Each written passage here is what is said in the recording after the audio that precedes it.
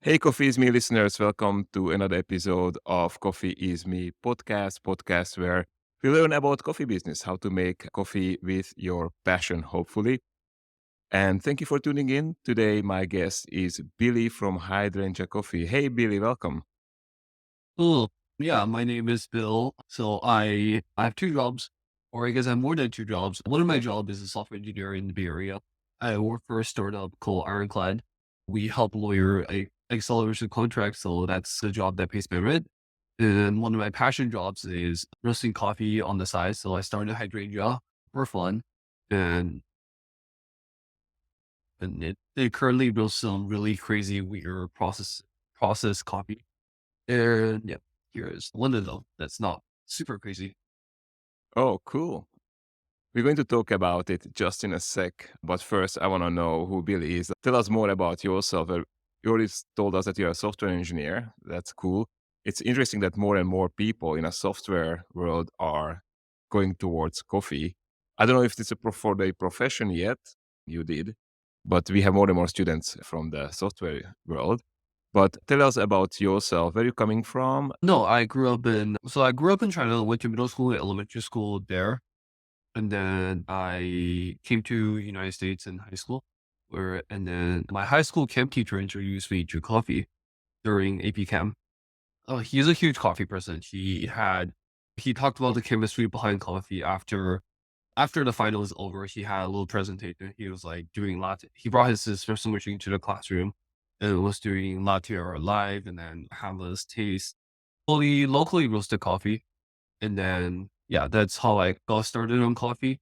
And then I came to the Bay Area for school. I went to Berkeley for undergrad as a math major. So I was very caffeine deprived.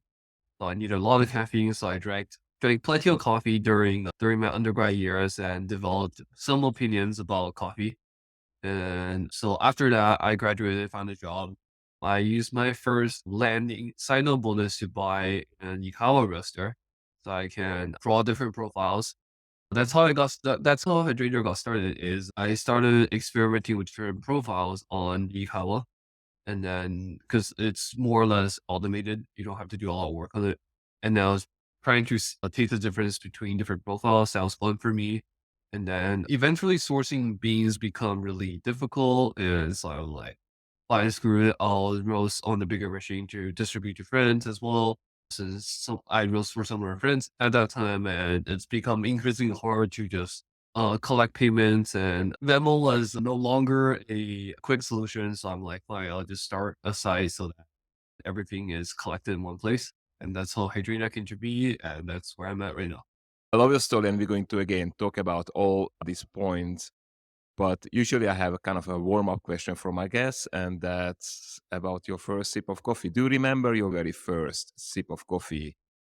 Does instant coffee count? Was it? Or it's either instant coffee or Starbucks. It's one or the other. Because Starbucks was this huge fancy thing in China. Right. I remember the first probably to bean coffee made from remotely bean to cup machine was probably Starbucks. Was like I got a vanilla latte, I think, in middle school. And just remember this thing being overwhelmingly sweet and tastes like a dessert. It was pretty good. Tastes like a milkshake with lots of chocolate flavor. It was yummy. I think I remember me just eating instant coffee powder in the cabinet shelf when I was in elementary school. That definitely has happened many times because it has a lot of creamer and sugar in it. So, as a kid, you crave a lot of sugar. So and caffeine is great for kids with great destructive power. Yeah.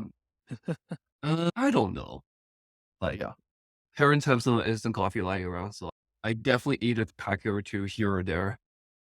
That's probably the first sip of coffee. You ate it or you drunk it? I eat it. I just straight up eat the powder. Because No, it was at school and I went to a boarding school, so I don't have access.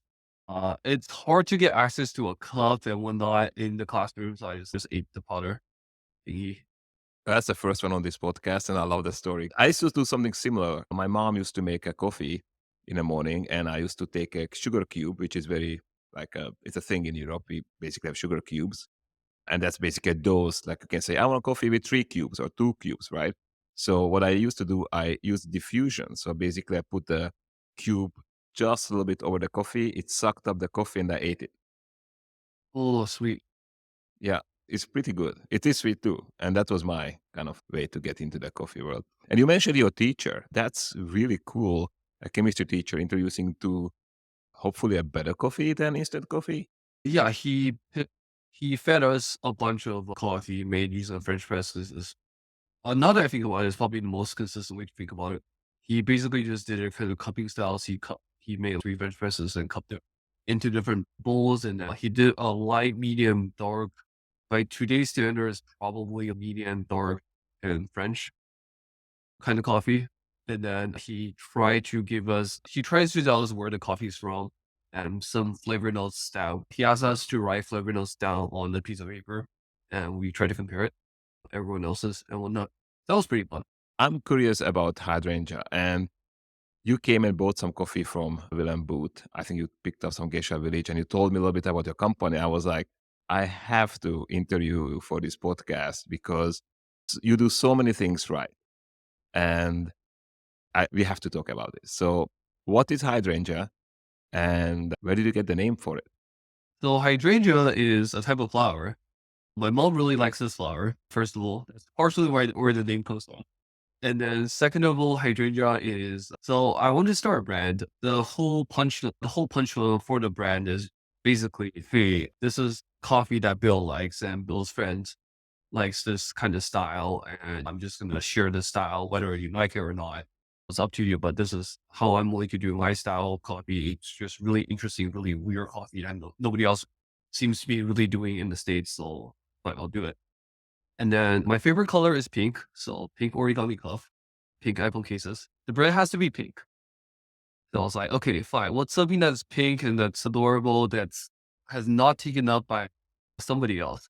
So after about a couple of days of Google search, I was like, so rose coffee roaster from was an inspiration. I was like, okay, yeah, I can use a flower. I settled on the kind of flower, and then remember my mom liking hydrangea a lot. So okay, fine, I'll just use hydrangea as a name. It's cute, and have a friend drew some hydrangea with the font as well. So that came to be the logo, and came to be where hydrangea is. Love it. We're going to talk about the crazy coffees because you call them crazy, but nowadays they're getting normalized more and more. When you're talking about these crazy coffees, you mean coffees which have high process or processed with maybe yeast or processed with all funky stuff, correct? Okay, cool. So let's talk about the company. You told me a great story. Why did you start the company? I have a friend who has too many jobs. Let's just call him M. Right. M was like, you seem like you've been spending almost 5 digits on coffee every single year. You should consider starting an C, and therefore all your coffee goes to business expense because now it's a company. At your current pay rate, you get a nice bonus deduction. You get a nice 20-30% off on all the equipment you spend just by doing a little bit of paperwork, and you're quote unquote selling coffee as well. So you get so if you want to take, for example, a Q class, that's part of the business expense because you're doing it for a business. So therefore you get a nice 30% off on the Q class, and Q classes are generally expensive.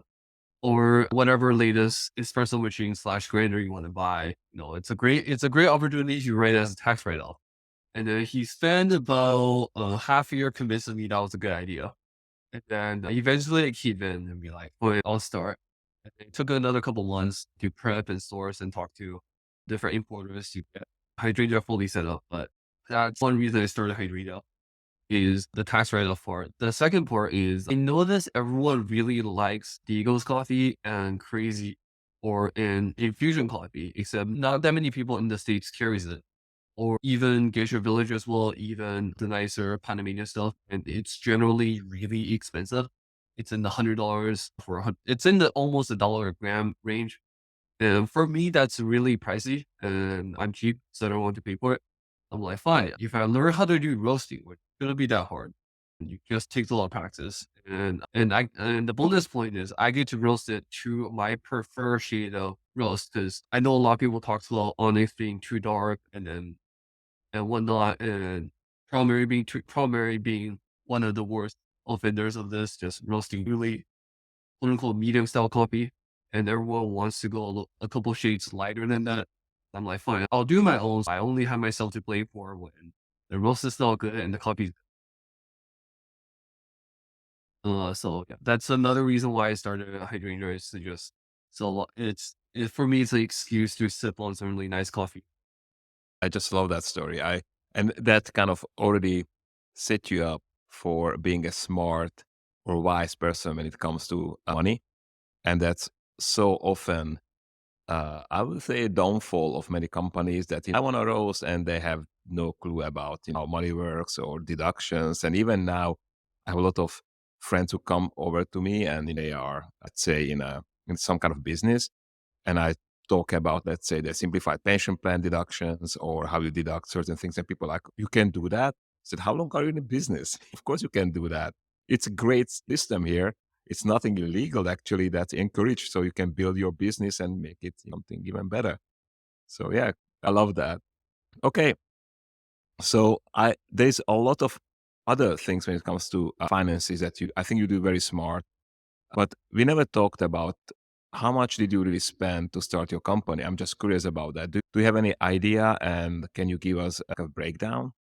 Shopify lets you start relatively cheaply. It's $1 a month for the first 3 months. And then buying a domain is somewhere in between 12 to $120 on any domain website. And you can use Shopify, you can use Wix, you can use Squarespace. Now that e-commerce has gone pretty mature, I would say. Anyone can start a shop in the magnitude of days, just entering all the products, setting up spreadsheets, linking bank accounts, that kind of stuff. Yeah, taking pictures, doing a little bit of basic web design. That that is the shorter end, and then buying packaging for hundreds, thousands of coffee bags. And Coral really accelerated the process and saving a lot of money because Coral has all the equipment you need on production.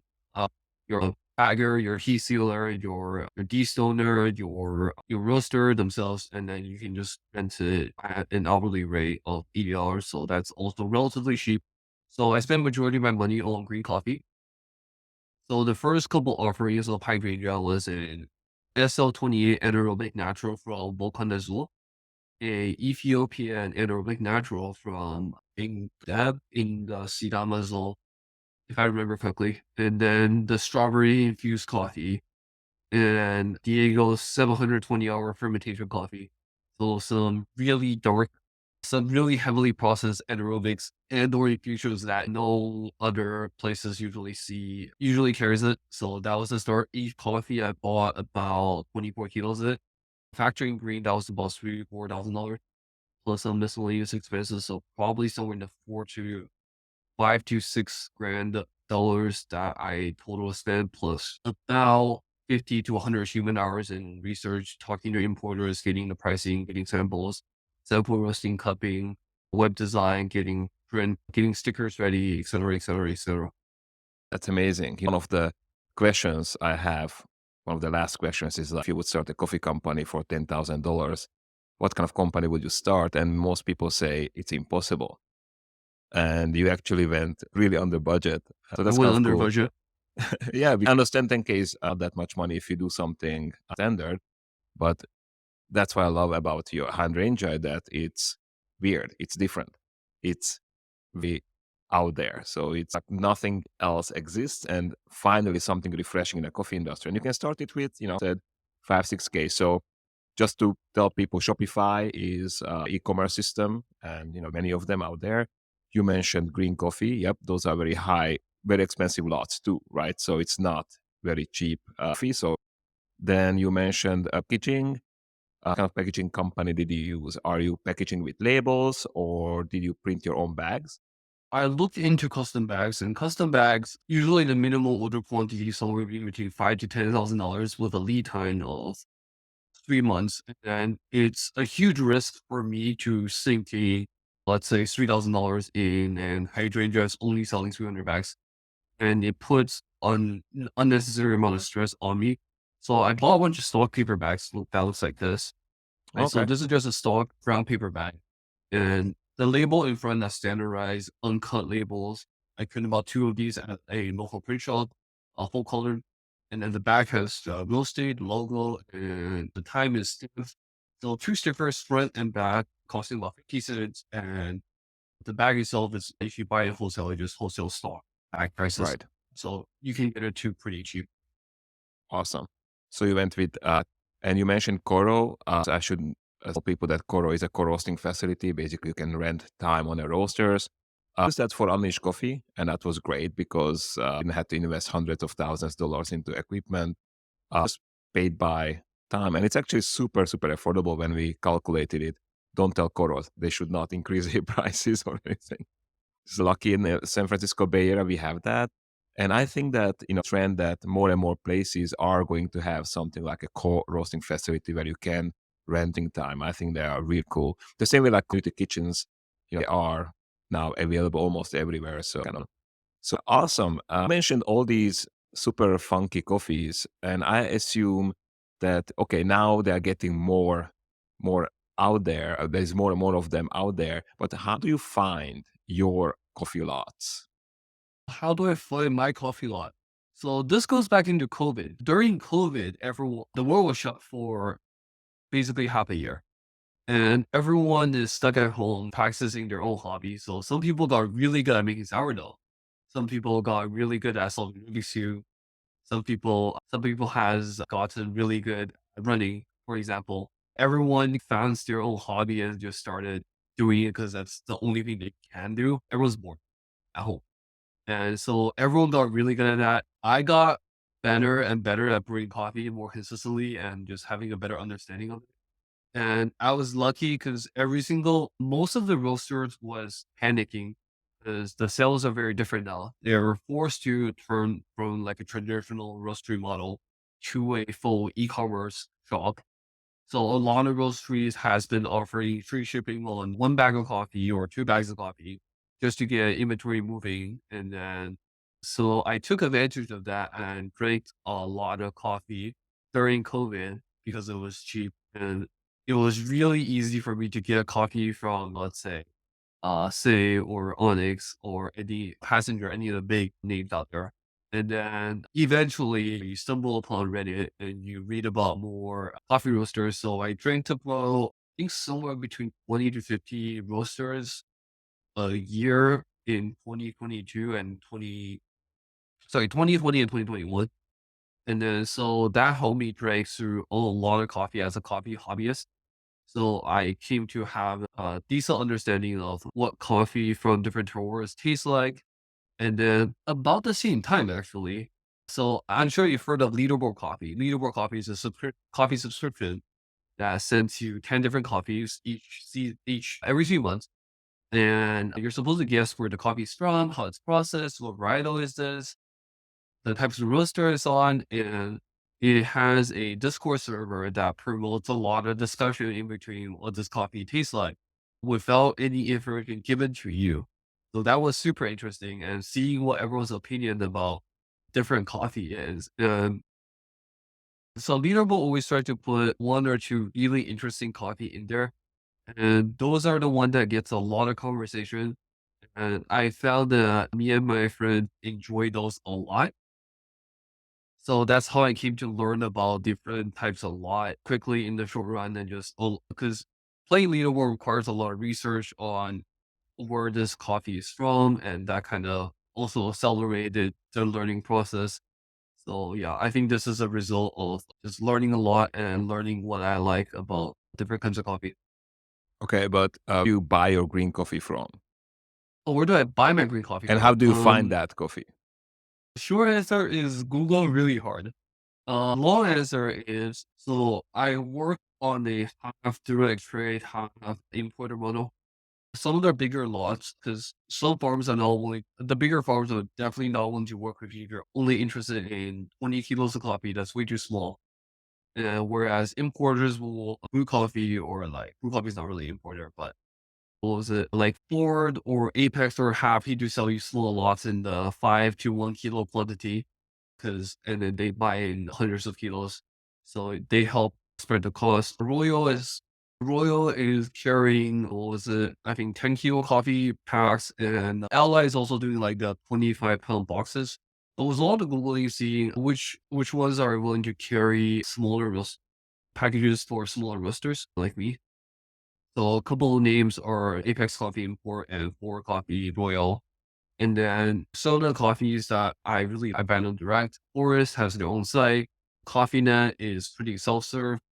So that's really nice. And then the other coffee that I direct trade, I basically Google hard enough until I found their WhatsApp and I shoot a cold message on WhatsApp. And usually they're surprised. They're like, whoa, this random stranger from United States just sent me a message. This is that. So it will take a little while for me to convince them, hey, I'm a legitimate person, willing to spend money. I'm willing to trust you into buying this green coffee. This usually takes about a couple of weeks until the first round of samples being sent, and then I buy a bigger lot from them. They're happy. Diego's happy packing me those 48 kilos of coffee at a time. That's great. It's interesting. So you did never took course here at Boot Coffee when it comes to the business, but that's actually what I always recommend to my students. Everybody says, "Oh, I'm too small to do direct trade." I was like, "Why don't you tag these people on Instagram or on any social media they are and talk to them?"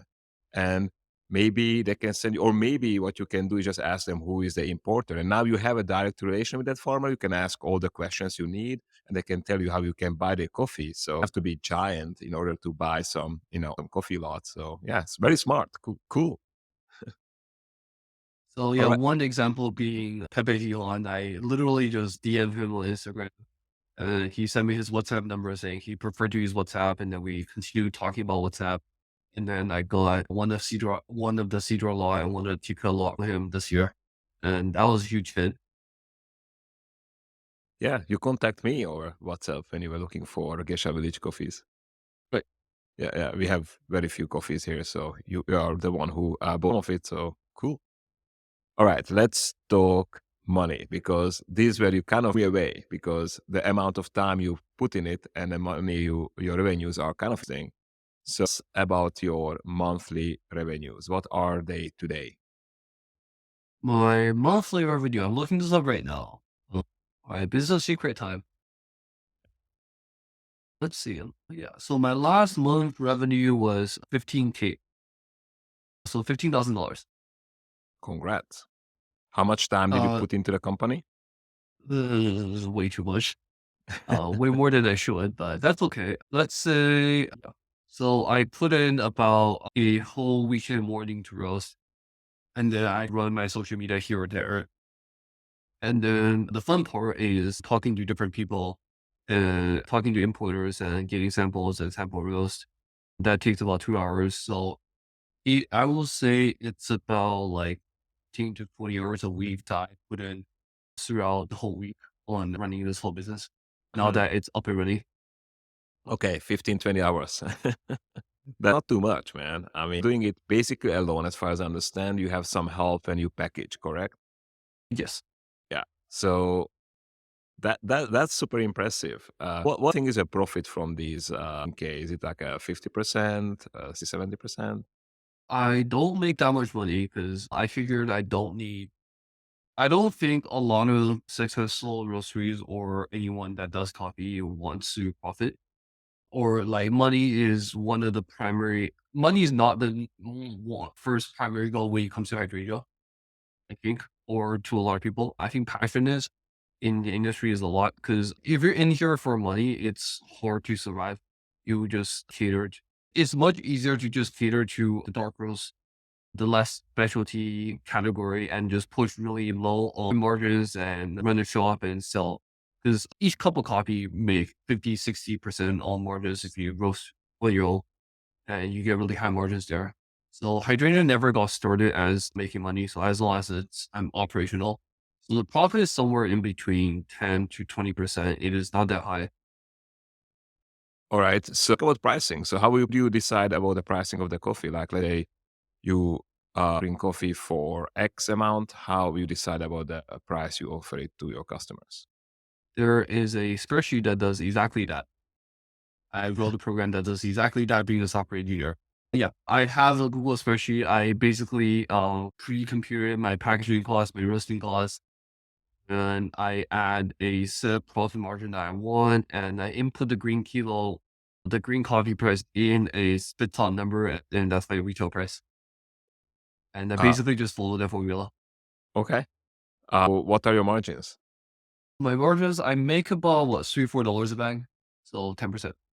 Oh, really? That's very low. I know you said that, the profit is not important, but when it comes to coffee brands, and because you have another job, yeah, cool.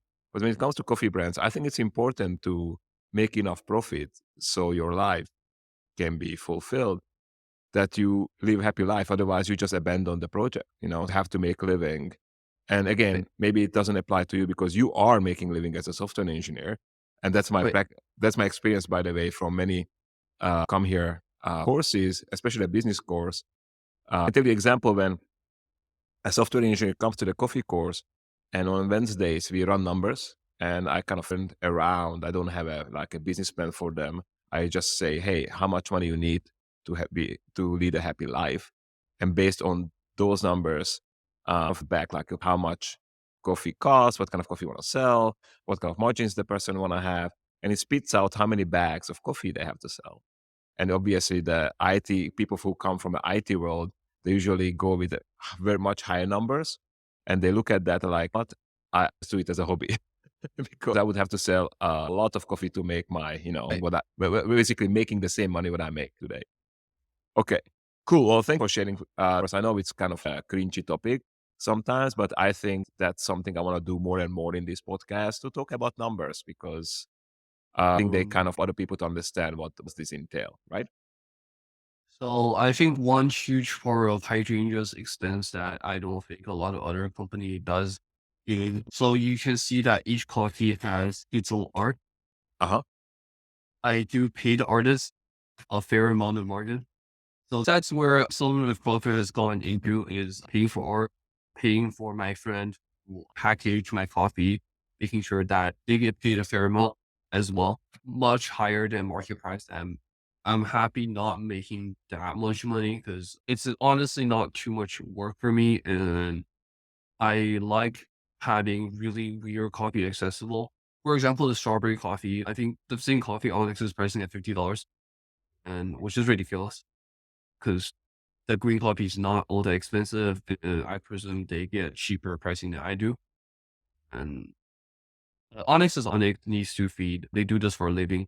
So I understand where the extra profit margin is from, but I don't agree with it. To your point, that Onyx realized that that's a price of coffee, or it's a price what people willing to pay, and there is nothing wrong about that. And the fact that you're cheaper, that's kind of cool. Maybe people can, imagine and buy it cheaper. But again, if it would be your you make living from, I think that you have to show that you can make living. Otherwise, you end up abandoning project and do something else. Still super impressive, 15K. So let's talk about your customers. Who are they? Have you ever thought like who is customer avatar? Who are these people who buying coffee from you? So I categorize customers into, I guess, two types of people: who has never heard of specialty coffee and people who know what they're doing. Okay. So that's why I cater two different products. So one is the one that has never usually has specialty coffee before. And I want a coffee that is simple to brew, that is reliable. So not the lightest, because there is this current fad on getting the latest and the greatest equipment. I really don't like that. I think you don't need great equipment to brew delicious coffee, as long as your coffee that you source is amazing. I have a lot of slightly more processed coffee, so the flavor notes are more pronounced. Because if you feed someone a Ethiopia, they might just think this is or let's say it's a Kenya, right? People will think that, oh, why does this coffee taste like vinegar and chocolate? And I don't like it. I'm gonna run away. And instead, you feed them something like the strawberry, and you're like, oh, I can tell this coffee tastes like strawberries. There's a very distinctive strawberry notes to it, and they can get interested in that because they actually have flavor notes they can taste. So that's the one tier coffee that I carry. Examples being like the fruit, the strawberry, the grape, the passion fruit, the lychee, the peach. right? And then I have another tier of coffee where people who knows about coffee and are happy wants like the best green coffee. So this is why I'm trying to source a location village. I'm trying to source a Sudan made from what was it from Cafe Grangela Esperanza. I'm trying to source Pepe Hijon from him because I really respect his work. And this is where it really highlights where like the next level of green can be without any processing, without anything, just like the green itself, where the limit of the latest coffee is without any fancy equipment. I personally don't own anything super fancy. I use a fellow old and with SP manual brewers, I'll probably get laughed at on home baristas saying this equipment is not good enough. You're not bringing out the full potential, your coffee. Then to that, I'll respond, okay, it's my job to roast better so that I can taste what I taste on. There's a lot of people who buying a $200 grinder is a big investment for them. And I do want that. I do feel like they're not losing out on that much on a $200 grinder. Yeah, I 100% agree with you. Like, comes to brewing, people ask me, I'm a coffee dude, and it's like, hey, what kind of brewer shall I buy? I usually ask, well, what grinder do you have? I say, well, I don't have a grinder. I'm like, dude, forget brewer. All you need is a cone, a filter, you're fine, hot water, and you're fine. But grinder is super, super important. So I'll fellow, and yeah, I mean, and so kudos to them. But I also own it at home, so I just love a grinder. Even though the first gen is a little bit messy, I have actually a special vacuum cleaner for it, and I don't really care because all grinders are kind of made. I heard the second gen is much better, so a Christmas present I will ask for my wife, Gen 2. But yeah, I agree with you that you can, if the coffee is awesome, if you roast it correctly, you don't need anything super complicated to brew an amazing coffee. And I more and more that people who get into coffee, they try to overthink the technology behind it, and rather than just focusing on a coffee as is, right? I see people getting obsessed over different pouring styles and the very specifics. And this is like machine learning where you have too many parameters to tune and you're tuning and some of the parameters are totally out of your control and you're still trying to control it. And you ended up with a model that has too many variables that you're tuning 5 variables at a time and each time they taste different. And you don't know which one of the 5 variables changes it. Honestly, the biggest advice is still use a decent grinder and don't use tap water. That's it. Like it's as simple as don't use tap water. Yeah, use awesome coffee though. Yes. Yeah. Okay. No, it's 80% true, and so happy that said that because I always do here. I don't overthink it. Recipes, I want to achieve certain goals, right? I know extracted, under extracted, but other than that, it's yes, easy peasy. So you still a bit about the customers, but if you have to envision, like if you put your persona in front of you, who are the guys or gals who are buying this coffee? Are they, rich guys from Hollywood? Or are these students? Who are customers?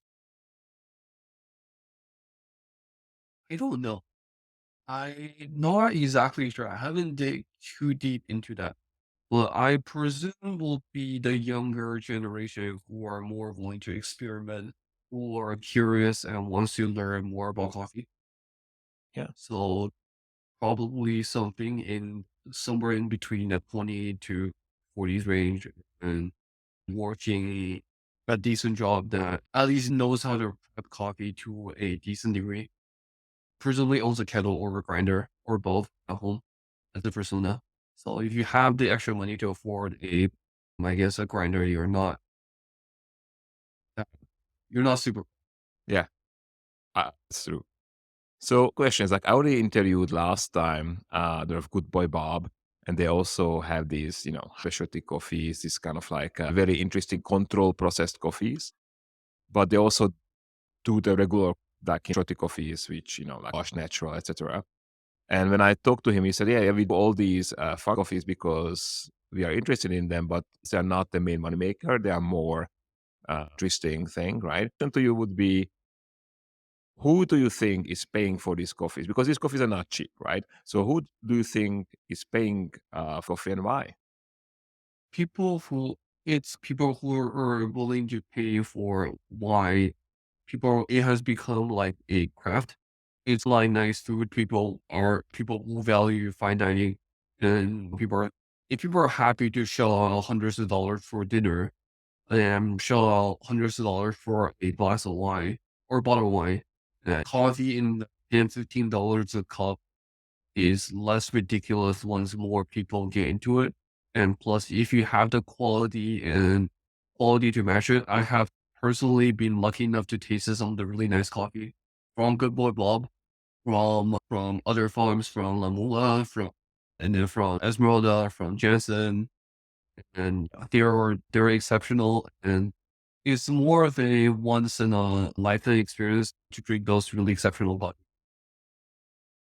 I agree with you, but here my question, and I kind of ask this myself often. Like Lamula or Geisha Village, right? Introduce some of these coffees to our students. They're all impressed, right? They're all like, whoa. But then I say the price and they're like, okay, that's just not, I'm not going to happen. And some of these people are happy to pay a lot of money for wine because you know them. I'm also a wine connoisseur, so we can talk wines. I'm like, oh yeah, happy to pop $300 for a bottle of wine, which I'm not, by the way, but let's say they Yeah, are. But they have a problem to pay, $50 for a small bag of this high specialty coffee. And I can my generation, maybe a bit younger than me, we still consider coffee something like, oh yeah, it's special, but it's still commodity. It should be cheap. Well, I see your generation is looking at it with different eyes. And I also see that, let's say, cultures we've not immersed in coffee before, like, Asian culture, which used to drink tea, takes this culture with a blank slate. So anything plays, right? So the price is good, I'm happy to pay. If not, I'm not doing that. And I want all the interesting stuff. Maybe same with Saudi Arabia or something like. Do you have the similar experience with this?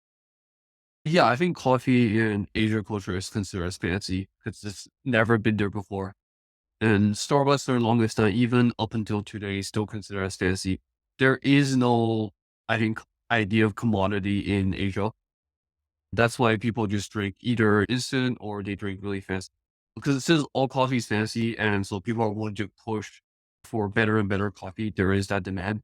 Whereas here, yeah, as you said, older generation thinks that paying for $50 a bag is ridiculous. But if you want it for the experience and if you want forwards to get paid well, like the whole chain to get paid moderately well, yeah, as a consumer, you should pay more for quality to encourage better farming practices.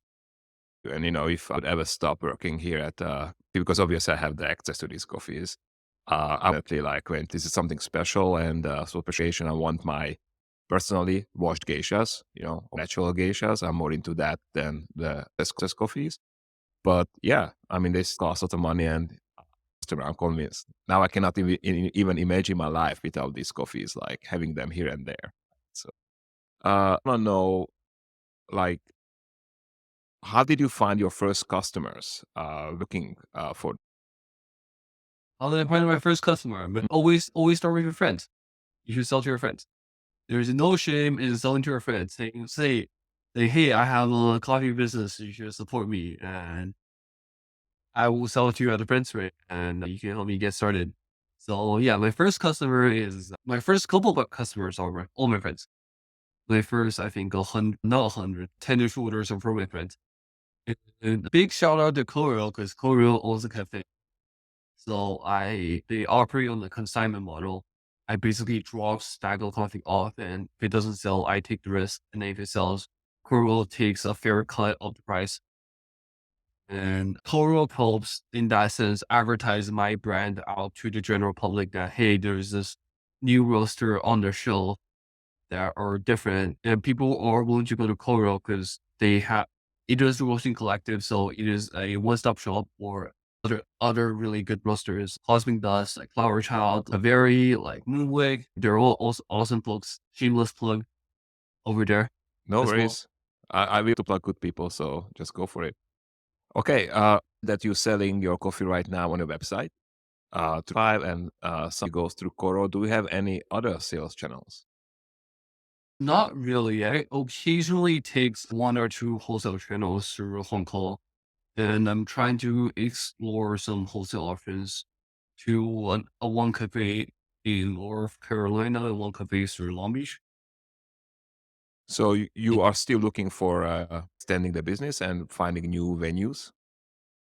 Wholesale for me is a way to get to the volume I want. Because right now, especially for bigger farms, they're much happier selling me a half bag or a full bag of coffee than the 24 kilo boxes. And I don't sell 24. It's already reasonably difficult for me to sell 24 kilos of coffee. And then my whole brand is I rotate my coffee very frequently, mm, weekly new releases, if not once every 2 weeks. And then so you never get any boring coffee on my site. It's always new, it's always refreshing. The nice thing about working with a wholesale partner is that you help reach that volume so that you can rotate to the next coffee. But now I caught you. Let's discuss your pricing again. So if you want to offer a wholesale discount, right, to But have higher margins, or are you breaking even with the wholesale right now? I basically break even with wholesale. Okay, so I advise you to improve your Uh pricing. yeah, because how I calculate profit margin is I count shipping in as well. Okay. So I count shipping in human hours as well. Oh, it's different though. That's excellent. So you do count Right, right. your own time into it. Oh, I factor in minimum wage, which is not that high, but oh, no, that's super smart. that That's awesome. No, no, that's then it's you. Usually people don't count their own time into it, but you do, and that's awesome. Looked at your Instagram, and I love the artist who works for you. It's really, I like her designs, and I love that you went like a if you have certain flavor notes, you basically display them on this little like yeah picture, and your whole Instagram is just those pictures. So first of all, congrats! It really looks awesome, and it's not only me who thinks that because you don't have that many followers, but your engagement rate is off the roof. If you think that each of your have like followers or something like that, 784 as of now. yeah, and your likes are between 60 and 80 per post, like it's likes, and I have like almost 3,000 followers. So your engagement rate is really cool. Now, my first question is, are you using also other social medias? The question would be, do you utilize Insta shops? I'm not using other social media. I occasionally, some coffee YouTuber picks me up and I'm happy to do collaborations. For example, Hoon from Arizona, Brian Kwan in the Bay Area. And I think Coffee Review reviewed one of my bags of coffee on YouTube as well. They just heard it from word to mouth. And then I guess the other social media I use a lot is Discord. I try to be active on Discord and replies to people's questions about brew recipes and whatnot. And yeah, my main source of advertisement is Instagram because nowadays Instagram is probably the most popular social media and it's like the ground source from to get people talking. But you do not advertise, you just post, right? You don't pay advertisement. Yes, I have currently not spent a single dollar on advertisement. Okay. To use Discord, and because I have to say, my experience with Discord minimum. I'm now in that Bay Area group, which is cool. It's awesome, but I don't do anything else on Discord. I always thought that Discord is for my kids, but I think that many people, I would say, miss an opportunity when they don't look into these Discords and the Reddits, right? So there's always opportunity for discussions. It's not the same as on, let's say, Instagram, when you can kind of like a lot, right? It's more about the community, which I actually like a lot. So you're pushy people as far as I get it, right? About your production, you already talked a little bit about the fact that you're using a Coro, which is again really cool because for really little money you can start your own brand, and we can see that you're doing pretty cool. Roaster do you use? And I started at Kuro using a Mill City 1 kilogram. I think Mill City's 1 kilo suffers from the syndrome of having too many features and half the feature work as expected and the other half doesn't, and you never know which half does. So that was not a great experience to use, and my volume was small, so I could not afford a bigger roaster. I prefer to use a drum roaster because from my empirical experience, I found that all my favorite roasters use drum mostly. They use lesser ring.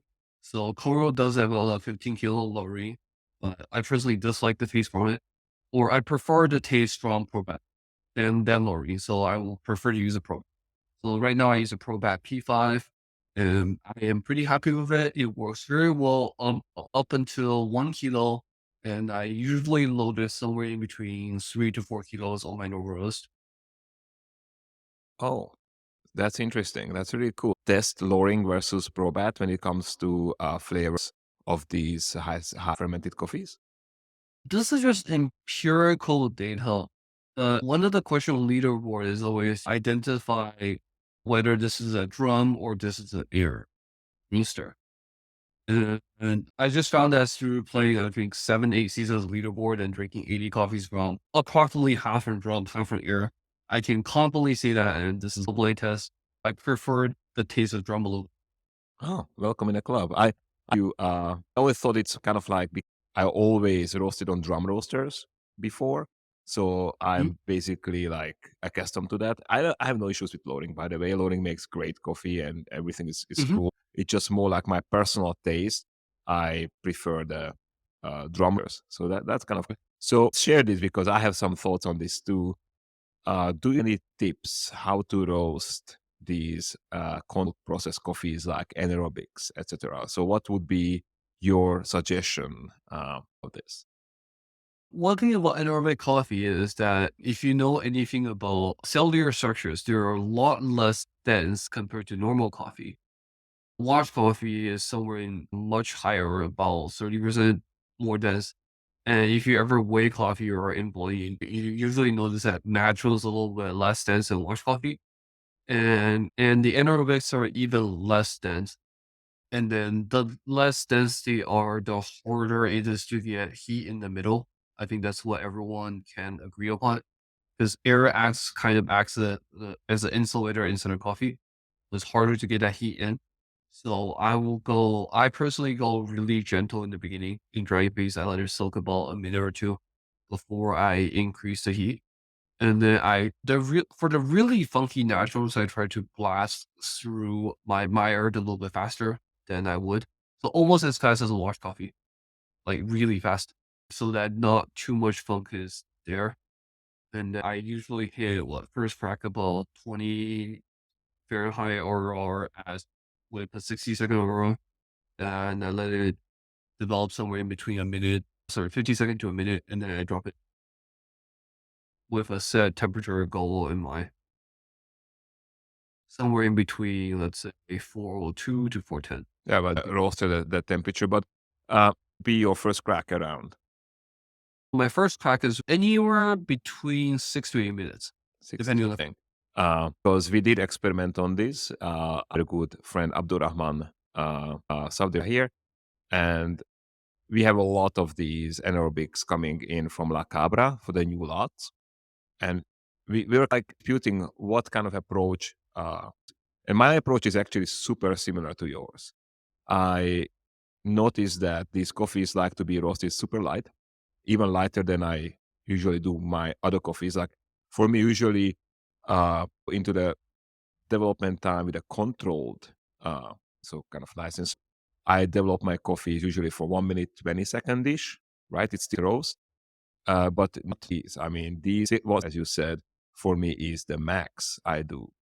And I don't want to do also too much less. I don't want to do less because I'm always afraid that, the acid is just too sour. And we already toasted this coffee darker. I get these like deep, dark notes of like, like prune and cocoa and basically like a rotten fruit, which I'm not, I just know. And I agree with you that I like to have my first crack pretty early. So my whole roast is around 8 minute-ish, 8 minute 30 seconds. So my first crack would be like 7:30, right? So that's my and I was always happy with it. Customer who asked for a profile and I said, hey, do this and your coffee will be good. And he was very with it. Now, on the other hand, Abdurrahman came up with a very different approach, and he actually takes his coffees for a long trip. He really kind of extends the yard. and he roasts them for a long time. So I think his first crack was around 12 minute ish. So I believe that my or your approach may adjust it for these coffees. It just the coffees are there's much more fruit in it. It's kind of like a fresh, right? So I think that listeners can try their own, do the experiment and try out which one works better. But these coffees do require uh, these require very good roasting skill. Yeah, and I don't know if you agree. Like on Ikawa, some of these coffees are actually tasting very good. Ikawa is a, for people who don't know, is a fluid bed roaster. So there's a lot of it's like Oh, yeah. basically Right. like a convect roaster, and coffee tastes very well. So that's why I was kind of puzzled when you told me that hey, you didn't like. I think it's a sweet fluid bed roasters and just coffees. Not more than lowering in or brandy wine. I Oh, have plenty of coffee from brandy wine, and they use lowering, and they have interesting processes.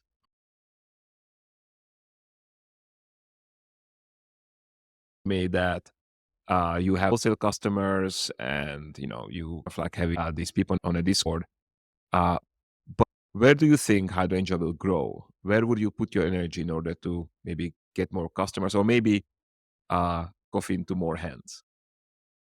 At some point, I'll start experimenting with advertising. I still think word of mouth is the best way of advertising, just because I'm small, I'm not willing to grow that fast. I think Hydrangea has grown to a volume that I like, and I will try. I try very hard to maintain it, and I'm willing to let coffee sell out on the website. If it sells out, that's how much I can roast in a given week. That's how much I can control. And if it grows bigger, that means I'm roasting more each week. That means I have to probably hire someone full time to do packaging. Probably I should start experimenting with email newsletters. So a lot holding on to customer retention is a big thing. I'm not doing a particularly good job because I don't write emails. At least I know a couple hundred people have signed up for the newsletter, and those people are has already bought a coffee from me before. So it is like the most effective channel to give people up is from a newsletter. That is one thing I currently need to do eventually. And then second thing is going to more shows, just talking to.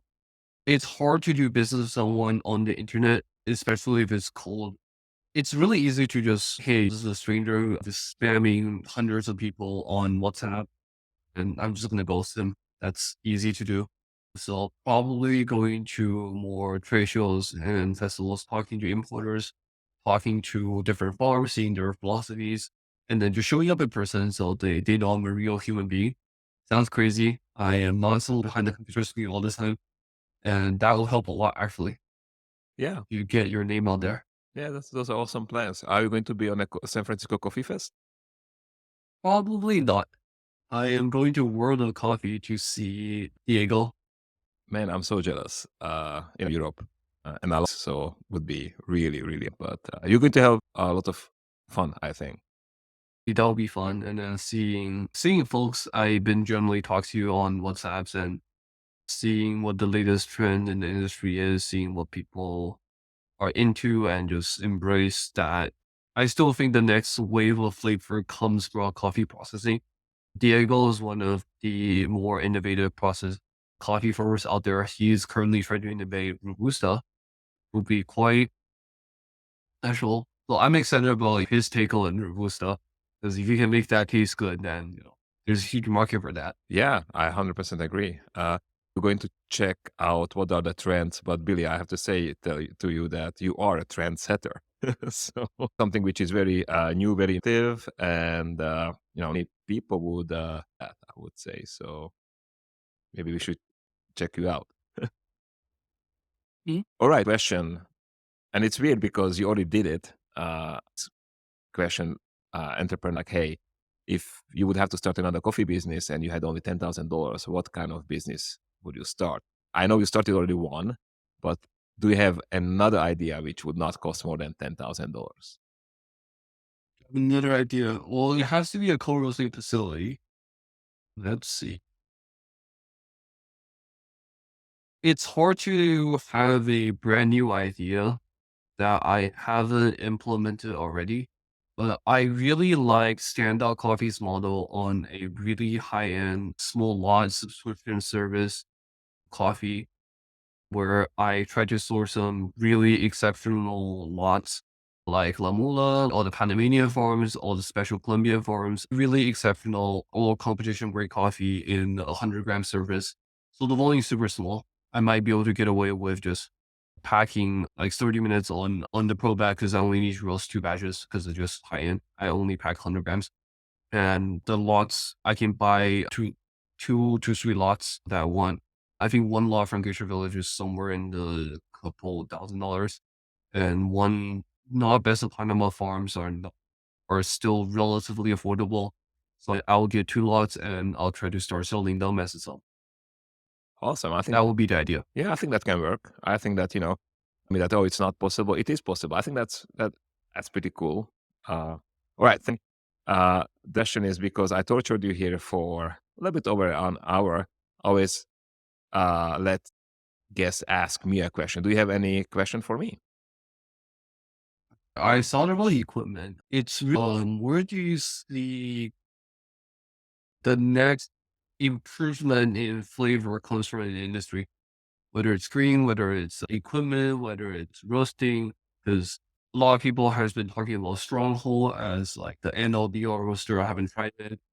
I think that it's not going to be technology. Technology is going to be what it is. Using Stronghold or Probat, about convection conduction airs.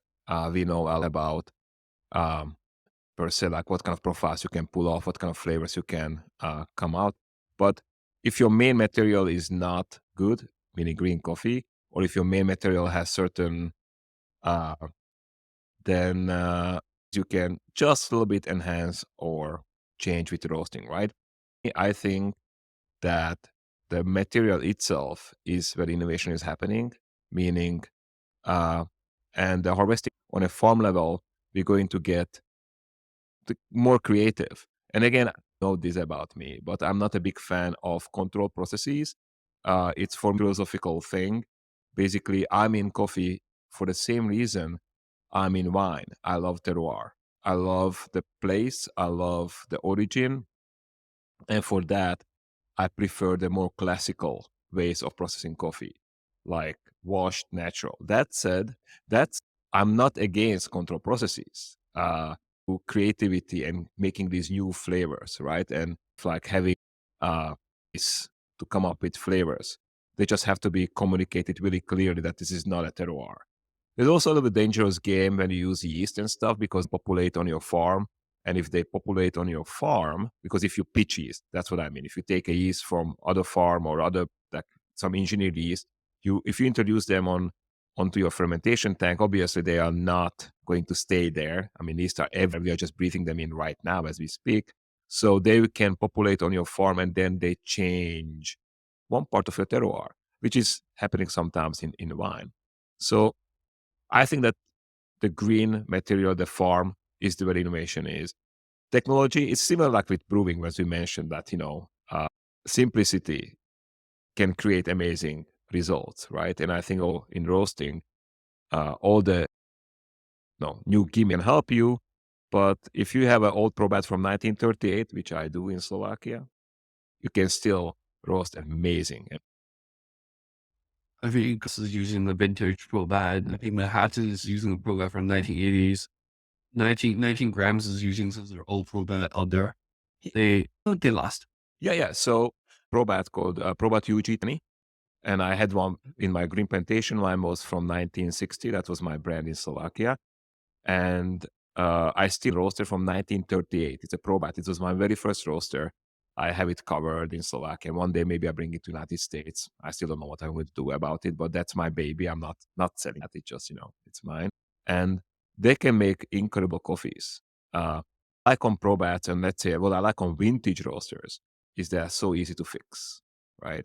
They maybe don't have the fancy things which maybe modern roasters have, but you have your experience with when you mentioned there's too much stuff in it. Sometimes that stuff can be even distracting.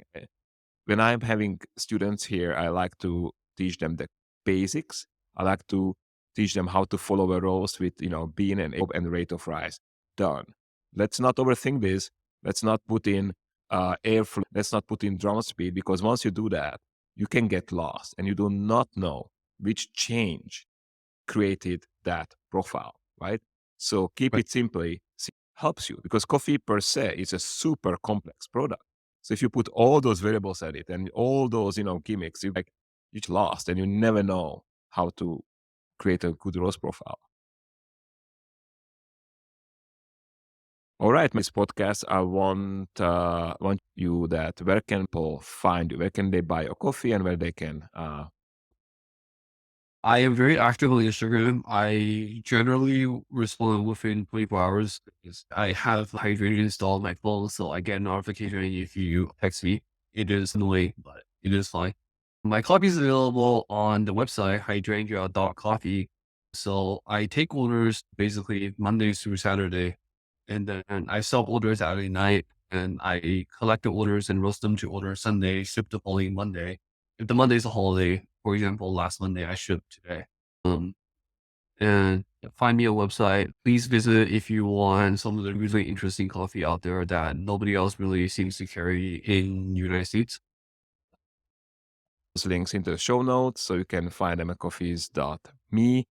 And Billy, thank you. There you go. Awesome. Thank you so much. This was really awesome. And thank you for sharing your numbers, because, some pay from that, but I think that really helps for people who get similar inspirations like you. Thanks again. Thank you Yeah. for having me here.